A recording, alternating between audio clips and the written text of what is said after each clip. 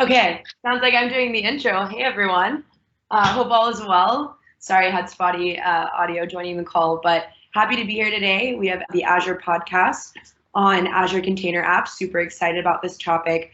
We have a full house today. We have Evan, Sajit, Russell, Cynthia, and then myself and also Daria, who's joining us from the team. And we've had her on the show before for Azure Static Web Apps, so super happy to have her back here again today to talk about this exciting new offering. So yeah, I mean, why don't we just kick it off? Are there any updates we want to cover, or do we just want to dive right into the topic today? It's the holidays. It was the holidays. Let's just dive in. I don't know. I think everybody was off enjoying some time off. Yeah, everybody had at least a couple of days off where they were able to enjoy a little break from the world of cloud. So we're back, ready for 2022. Fingers crossed. And one of the things I had posted on our Twitter feed was that we did like 47 episodes in 2021.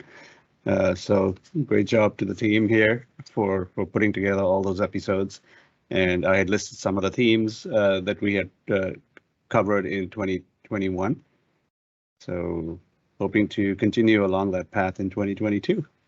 And this is the first of it, or second of it, I should say, of that range. So Kendall, do you? How did you? I want to start with you, if you don't mind. Like, tell us how your journey into this new service. I know you have some background on it, and maybe just start with that, and then we can delve into further questions. Yeah, sounds good. So all of you that have listened to the show for a while know that I've been a big fan of containers and Kubernetes for a while now. And for the past 2 years, I've been on the cloud native global black belt team at Microsoft. So doing a lot of AKS implementations and helping customers with their containerization journeys. And so through that process of being, I've almost been at Microsoft, I think over 5.5 years, which is crazy. And so I was just kind of thinking about what I saw doing, next in my career. And if y'all remember, we did a show on some cloud native technologies like Dapper. And I think we may have done an episode on Kada, the Kubernetes event-driven autoscaler. And so we've done all these great episodes. And I saw, an opportunity to work in this space. And so I recently have started the role of PM on the Container Apps team, which is super exciting because it kind of marries all the things that I was already doing with these open source technologies that I'm super passionate about. So I think this is going to be a great opportunity for myself from a career perspective, but also just think there's a lot of potential and where this can go and how it can help our customers. So now Daria has to deal with me. So I don't know if we want to give her our condolences ahead of time or what. Maybe congratulations, because this is an amazing opportunity for the team to benefit from Kendall's experience and from all the customers that she brings. As our fellow host, we will expect even more insight into this rapidly growing part of the business. Yeah, congrats, Kendall. Good move. Oh, thank you, appreciate it. And I know Cynthia's involved too. She's been doing a lot. I feel like that's related to this.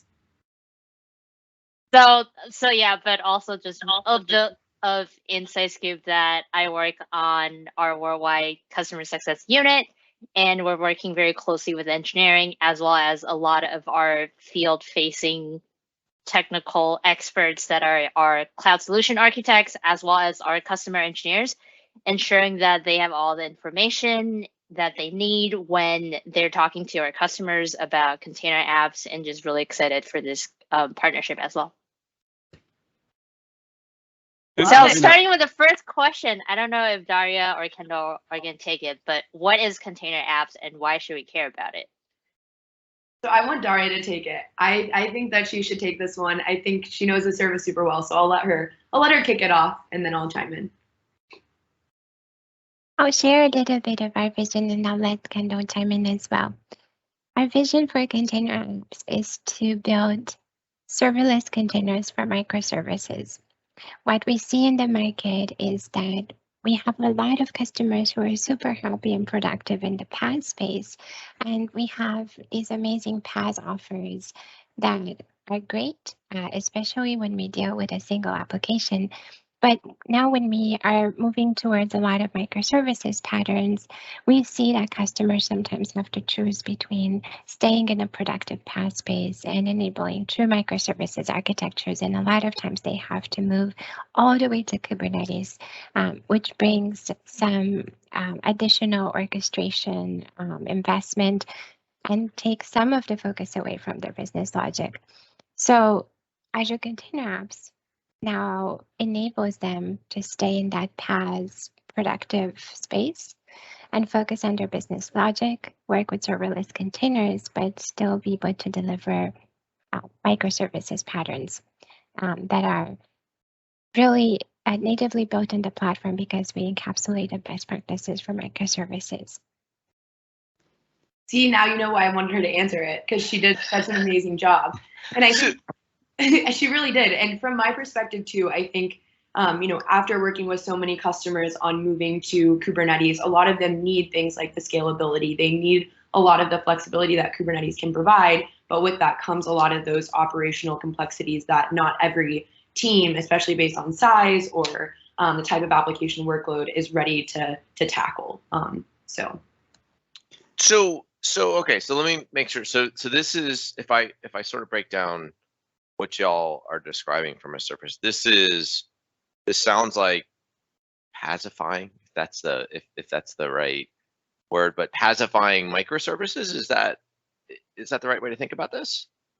So Daria, if you don't mind, I would say it's more handling some of the operational overhead of an orchestration platform so that you can run your microservices more streamlined, right? Because we're not necessarily paasifying the microservices themselves, because microservices is just a one way to build your application out. So I think there are multiple services on Azure where you could take, containers or microservices and run them. But I think we're trying to abstract some of the complexity of managing those platforms while still providing some of the benefits that you might get if you were to move to a large scale orchestrator like Kubernetes.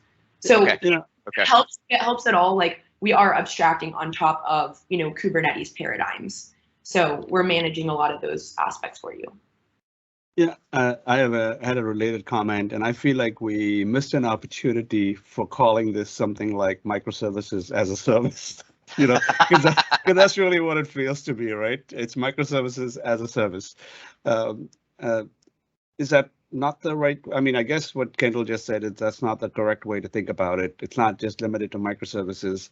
What other use cases do you foresee on something like this? Go ahead, Daria. You got it. So when we think about how customers build applications, a lot of times they may not start directly with a full-blown microservice. They may port over what they already have, and that is potentially an individual app. Or they may choose to bring different components of a solution and represent them as individual services. So we definitely see additional scenarios like event-driven processing, like HTTP APIs, like long-running background jobs, which is something that traditionally we haven't supported on our other serverless platforms like Azure Functions. But we are designing with that in mind here, and we are inviting customers to bring these scenarios as well. And they have an opportunity to grow that solution and build microservices around that if they so choose, or they have an opportunity to port and grow from there. And something that Kendall mentioned as well is kind of abstracting that orchestration on top of Kubernetes. And it is worth mentioning that Azure Container Apps is running on the Azure Kubernetes service. So this is something that enables us to build on the open source ecosystem around Kubernetes. And it's very important for how we think about that application portability across that stack and in that space. I'm curious, when you mentioned that it does take a lot of the operational responsibilities off from the customer, is Container Apps envisioned to like coexist with other Kubernetes, or is it more of a journey that they would go through container apps first, learn how to manage Kubernetes cluster, and then go into AKS? So I can speak to this a little bit just from my experience. So I don't think the overall objective is for it to just be a stepping stone to Kubernetes. Now that can be a path for a customer if that if that path makes sense for them. So like I think if anything, it's what are you trying to accomplish, right? Like I think you always go back to the basics, which sounds very consulting, but I really do think it's what are you trying to accomplish? How large is the workload? What skill set does the team have? Like I think a lot of that comes into play. And I think when you do that, Azure Container Apps might be a better fit for some customers than a full-blown, AKS cluster or, managing Kubernetes themselves. Now, that being said, there might be things that Azure Container Apps is not a great fit for that you would want to go toward a platform where you have more granular control, right? So there are going to be certain things that Azure Container Apps doesn't allow you to modify or doesn't expose to you because it is more of a PaaS platform. So if you need some of that more granular, fine-grained control, then maybe there would be some kind of evolution where, hey, we've been running in Azure Container Apps. There's a limitation here that most likely this platform will, allow us to meet. And right, that would also be a consideration for the product group, right? Is this something that we need to bring into the offering, or is this something that's outside of the bounds of what would make customers more productive? Then maybe they could evolve into AKS or another Kubernetes provider. So I think the biggest thing is making that option available to customers so they don't feel if the platform was ever to not meet their needs that they couldn't get that same sort of portability that Kubernetes offers them. That's my take. I don't know if Daria, you want to add anything to that. That makes sense. So this is all great because I think I represent a large portion of people out there that are kind of container skeptics because the workloads and stuff that I've been able to do in the past, I've always been able to do with other services, right? So I consume app services, functions, logic apps and stuff like that. And this sounds to me like I can possibly get into this without having to know too much about Kubernetes. Is that the case? Do I need, because straight away at the beginning you mentioned, I think it was Dapper and Kada. And that's the reason I think I got put off with containers and experimented with them in the first place. How quickly can I get up and running with this? So take a .NET Core application that I've got, how quickly can I deploy it? So I would say really quickly, like this, and I would say this is a positive experience we've seen from a lot of customers, that if you have a container image that you want to run, it's very, very easy to get that deployed to Azure Container Apps. And whether or not you want to use Dapper or Kada is totally up to you, right? These are optional services that you can make use of or that you cannot make use of, right? And so I would say the getting started path is A, something we're really invested in, but B, something that we've seen to be very successful for customers who want to take an application and get it up and running very quickly. I was going to say too, from a don't have to know much about Kubernetes perspective, I think if anything, as someone who's worked in this space for a really long time, we have customers who are very advanced on things like Azure Kubernetes Service, and they are making use of every open source project. They want a service mesh, they want all of these, additional bells and whistles.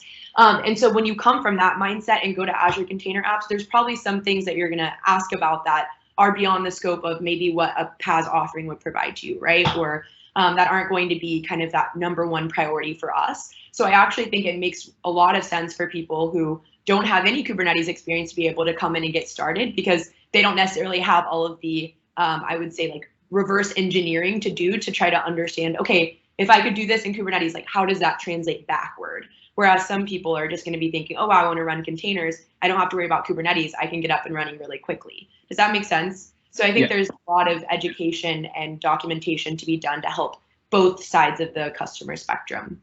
I think you've sold it to me. I'll give it a go. Yeah, I do love the word container skeptic though, Russell, because I think in some ways I'm sort of the same way. Like I hear it, but I just don't have enough experience to really grasp when I should be using that versus some of the older constructs.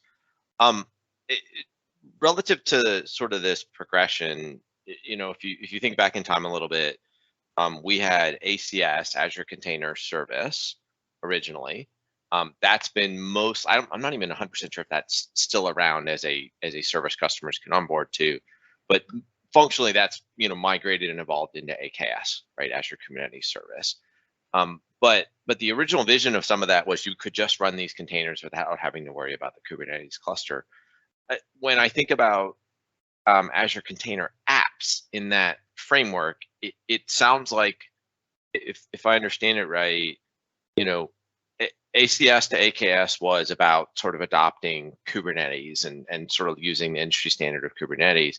This is now saying, hey, we're still using Kubernetes under the cover, so you're completely portable if you're living in a Kubernetes world, which most container-based workloads are doing these days. Then now you can just think about your container and not really worry about any of the infrastructure around beyond just your container. Is that the way to think about this progression? And that's where I should start.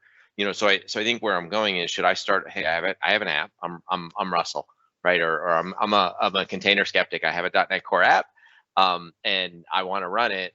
I should start with, hey, can I run this in Container Apps, Azure Container Apps? I can't for some reason, then I go to AKS, but ideally in most cases, I'll just be able to run it in Container Apps. Like, is that how, as somebody who wants to deploy an app today and I don't really care where I am, I just want it to be in a container so I'm portable. Is that the way I should approach this? So I have some opinions about like the whole evolution of all of this. So okay. I would agree, like us going from ACS to AKS, I think was Kubernetes is the de facto standard orchestration platform. It kind of won the orchestration battle. Therefore, we decided that we were going to streamline our efforts and provide a really comprehensive Kubernetes platform. I think if I had a .NET Core application, just like a singular application, it might be a good fit for app service, right? So like, do I want to containerize? If the answer is yes, for whatever those reasons are, right? Am I going to containerize? Why am I containerizing story? Then if I came to Azure or another cloud provider or whatever, and I'm like, okay, where do I want to run this? Well, if I'm Kendall and I have a really basic .NET Core application, if I run this on AKS, I have to provision my cluster. I have to basically set up some kind of ingress. I have to create all of my objects within Kubernetes. I have to think about how I'm going to do security, access, like all of those things, right? So to me, that would be, overwhelming if I didn't have a lot of Kubernetes experience to go do that, because a lot of it's around the operationalization. Like you can get up and run on an AKS cluster really quickly, but if you want to take that to production, all of the other aspects that come into play, I think, is where customers sometimes falter. And a lot of customers, node upgrades, all that kind of stuff. Yeah. So I think like if I want to get up and running quickly, I think there's a lot of platforms. If I want to get to production quickly without having to manage things like updates, upgrades, like all those kind of things, then I might gravitate toward an Azure Container Apps. And then if for whatever reason that feature set didn't serve me, then maybe I have to consider some of the other additional operational bits I'd have to pick up in exchange for the granularity of control of and that's exactly sort of what I was asking, Kendall. So which is, I should really, if I have a containerized app, so I went from .NET Core and I know I want to containerize it, start with the simplest world for myself, which would be Container Apps. And then if for some reason that doesn't meet my business or technical needs, then I start saying, okay, do I go to AKS? Do I go to app services? Do I go to other places I can run containers? But start with the easiest, right? Start with something where I can just hand it a container and I think you guys mentioned it as AKS under the covers, but at some level, I don't care. I'm just running a container and it runs the way that I expect it to run. Okay, great. No, thank you. I kind of have a question that's related to both what Russell and Evan were talking about, which is, Russell was saying you have an app, right, and you wanted to put it into this new service. You still have to containerize it, right? And I don't want to minimize the effort and the amount of operational overhead involved with managing containers, right? It is there, getting the right image, making sure it's secure, patching it. You have to patch the image yourself. So those things that customers have to do. So that just to be aware, like, someone like Russell, who is a container skeptic, would have to overcome those hurdles before getting into this new service. So that's, am I clear that it's the container that has to be provided to this service, right? It's not an app per se. Yeah. I think the way to think about it is that the primary asset that you would provide is the container, but we do expect customers to have two different paths to start. We expect most customers to start with containers, but we also expect some customers to start with code. And this is where deployment pipelines can bridge that gap. So for example, we look at GitHub Actions as an opportunity for customers to start with their code and abstract some of the container aspect of this. Yeah, I will say, but alongside that, right, like the expectation is there's going to be a Docker file. There's going to be like, you're still going to have to go through the process of understanding how to get your container running. Like we can do GitHub Action integration to make that revision process more streamlined, but you couldn't just, we don't auto generate the Docker artifacts in order to get your code running in Azure Container Apps. So luckily we have great tooling that's integrated through Visual Studio and Visual Studio Code. And I think Daria would echo that we're going to be doing a lot of investments in the developer experience and how the whole end-to-end microservices development process flows. But unfortunately, you couldn't just go from code to container apps without that pipeline at least building that Docker file or that image at some point. Yeah, and the reason I brought that up is because this is not the first service that has tried to encapsulate AKS, right? The Azure Spring Cloud already does that today, right? It basically encapsulates, it uses 2 AKS clusters for each Spring Cloud instance under the covers, and that allows you to just bring an app, right? So it doesn't require you to know anything about containers. It takes the app, it containerizes it automatically for you, and then deploys that container within AKS. Now, of course, just to be sure, that's an opinionated service because you have to use Spring Cloud or .NET Steel Toe. Those are the only 2 frameworks it supports. You can't use like Golang or something else, for example. So it's limited in that way. But I just that's why I brought up that whole thing. I think this is, we found a lot of customers, just don't want to get in. Managing containers is difficult, right? Just keeping it secure. How many times, I mean, I think Kendall knows with working some of our customers in the past, they stress over how to keep those images secure, right? How to get the correct baseline image that has passed all the security CIS standards and whatnot. It's not a trivial task. That's the only reason I brought it up, but I appreciate the response, and we can hand it off to Cynthia.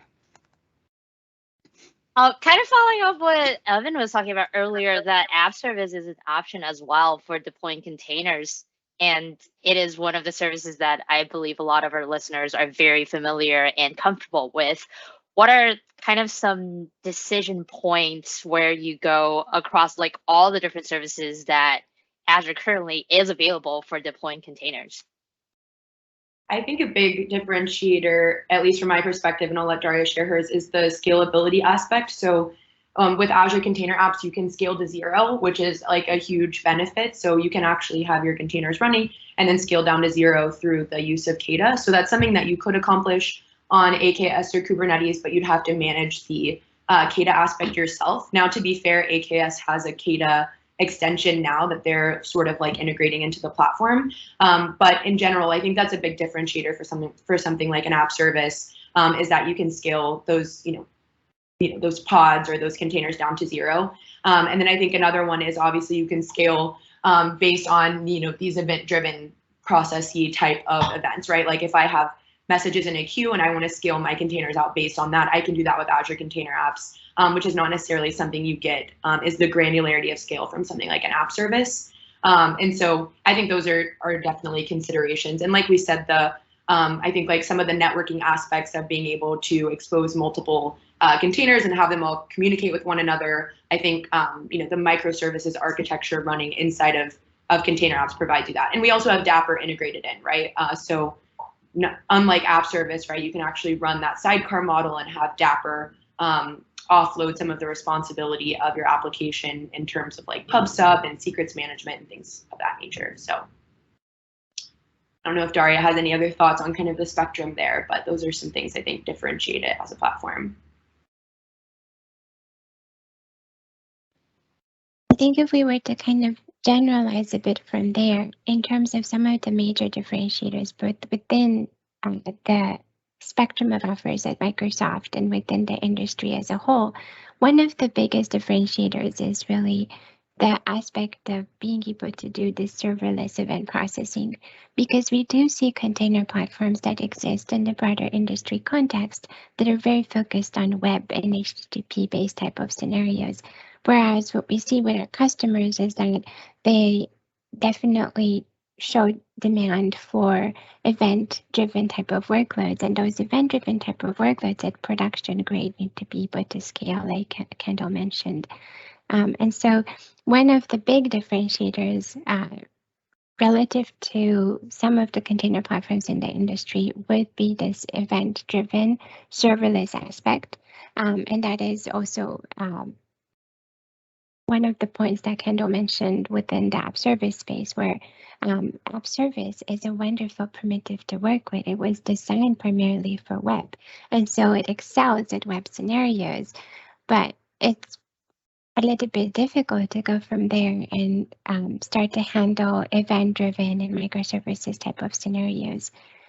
And then another aspect that is a key differentiator both within our existing portfolio and industry-wide is the microservices aspect, because microservices at the end of the day is something that we could potentially summarize as a design pattern. And when we talk about design patterns, we have to think about how we encapsulate them. And so we already have a product in the Kubernetes ecosystem, which is Dapper, that encapsulates the best practices for microservices design patterns. And instead of inventing our own, we brought in Dapper. And as I mentioned earlier, that is a decision that we make for app portability. We want to give customers that flexibility, that portability, and knowing that they're using state-of-the-art products in the broader ecosystem that are open source, that they can themselves contribute to and influence the product. And I think when we look at our existing portfolio, that's not something that is directly available. So I think one thing you just reminded me of, Kendall, a little bit earlier when you were talking about scale to zero. This was one of the other things that put me off containers earlier on, was cost as well. So are we talking about scale to zero, meaning that there's no cost, but things are still running, things are still listening? Yeah, okay. Yeah, well, so there's scale to zero, but with scale to zero, obviously on, like, if you think Azure functions, there's going to be the implication of like startup, like a startup time, right? That like cold start that happens if you scale down to zero. So like that's kind of the trade-off, right? Is if you scale down to zero, you're going to have to eat the burden of having some kind of cold start whenever you initially scale that back up from 0 to 1. So we do also have the concept of like an idle container, which is basically a container that's not scaled fully down to 0, but isn't taking any traffic. But it's kind of like a warm instance, and there will be a minimal cost in order to run some of those idle instances so that you don't have to have the cold start. Yeah, so there's kind of two options there. Either like I'm paying nothing for the container because it's scaled to 0, or I have an idle fee if I want to run it as an idle container. And on top of that, is it just cost per compute as you'd normally expect? Or is there something specific for Azure Container Apps? As in cost on top? Yeah, I think Daria is more knowledgeable about where we are on the cost model, but it may not be. I don't know. I'll let her speak to that. So for the pricing model, the primary default model is the serverless scale down to 0, and we essentially have a consumption-based model. And then there is an opt-in model for the idle charges, which are for super sensitive workloads. You can choose a certain number of instances that you might want to keep even if they're idle, and we will differentiate if we're executing or not executing, and apply idle charges instead of active charges. Yeah, thanks for asking that, Russell, because I was actually going to ask that earlier, because the scale thing, when we were talking about scale. The other element to this that I don't think we've talked about is integration with other, I'll call it private services, right? When you think about, there's sort of two models. There's the in VNet and out of VNet, or I'm sorry, there's the, I'm deploying a PaaS service, app services, whatever, and it's sort of in the public multi-tenant world, and then I have my stuff deployed to, within my VNet so that it's only accessible by my internal resources. I use private link, all that kind of stuff. Is Container Apps already in that world where I have that choice, or is that a future state to be able to do it in my VNet? So I can talk to this. So I can talk to at least the first aspect. So by the time this episode comes out, there should be at least outbound VNet connectivity. So we're working on the VNet integration. So you'll be able to connect outbound using like private endpoint to a storage account or something else within your VNet. And then the inbound feature is something that we're still working on. So the VNet connectivity. So outbound would be I'm going from Container Apps in a VNet to some public service through private link and whatnot. Inbound would be some public request to my VNet. Yeah, so I know outbound, at least when I speak to that, it's going to be, hey, I can do, private endpoint integration with another Azure service. And then inbound, I believe, is the call coming into the VNet to your service. Gotcha. And that's what we're working on. And then, so that's something we're actively going to be investing in, though. Like the goal is to have, end-to-end VNet integration. And then from I was just going to go ahead. Yeah, go ahead, Ken. Things like when you think about AKS, how you can do kind of like the private cluster concept with like private link. That's something that we think through a variety of other components, like won't necessarily be as applicable to this service. So I don't really have a lot of detail beyond that. I know we've had discussions around it, but Daria, I don't know if you want to share anything from that perspective, like on roadmap, or if that's just something we'll have to table for now. I think you've already shared, right?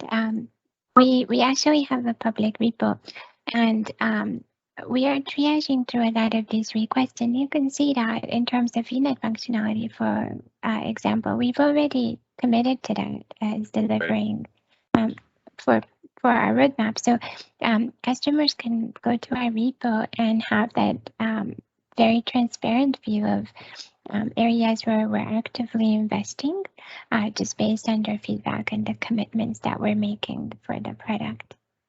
Okay, no, that's great, because I think that the VNet integration scenario is the one that we see super common. That's one that people get sort of the most concerned about from a security perspective. How can I make sure that's happening?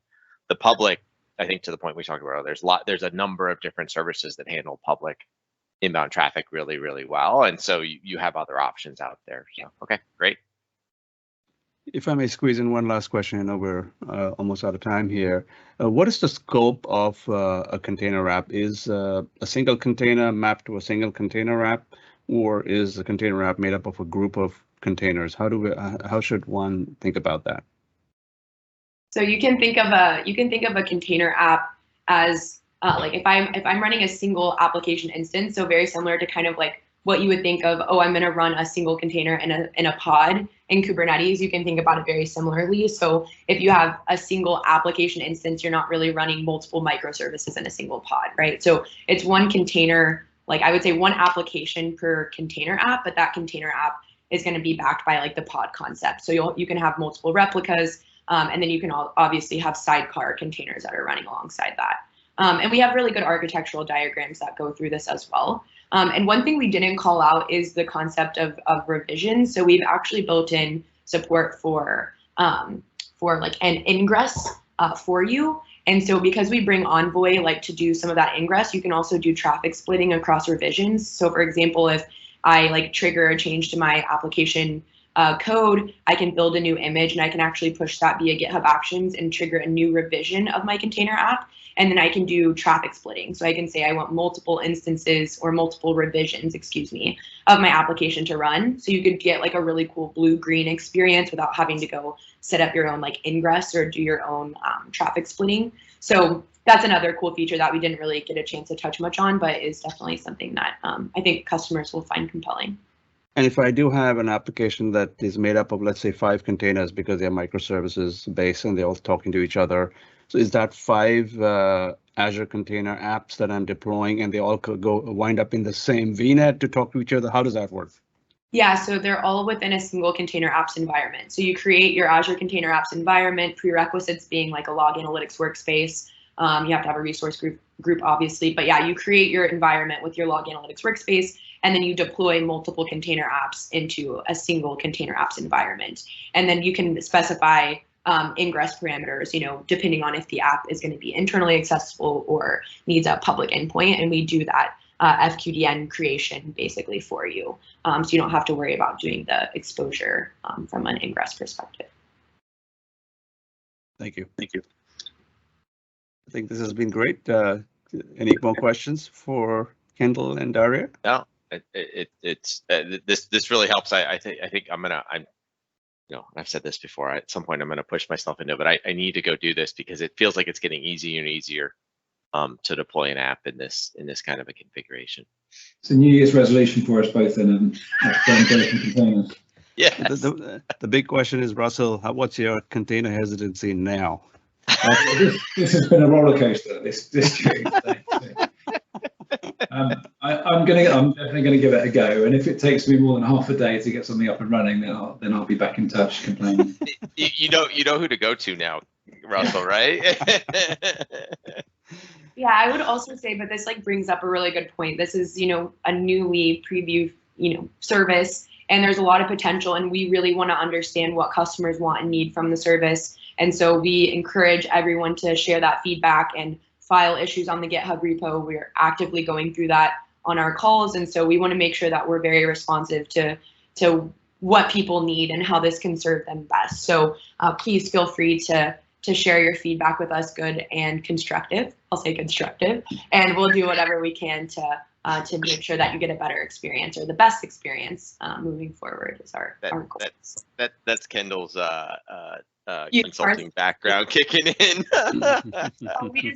I'm super excited, right? I think I'm planned because I didn't think I'd have the opportunity to join this team. So I'm super passionate about it. And so I certainly know what it looks like to go through that process as a developer and as an architect. So being able to translate that into making this a good experience is something that that's our, I think, overall objective on the team. So. And Kendall can't stop smiling. It's funny watching her. For those of you who aren't watching the video, as we're talking through this, every time she talks about joining the team, her smile just gets bigger and bigger as we go. Okay, awesome. Great. Thanks, folks. Thanks.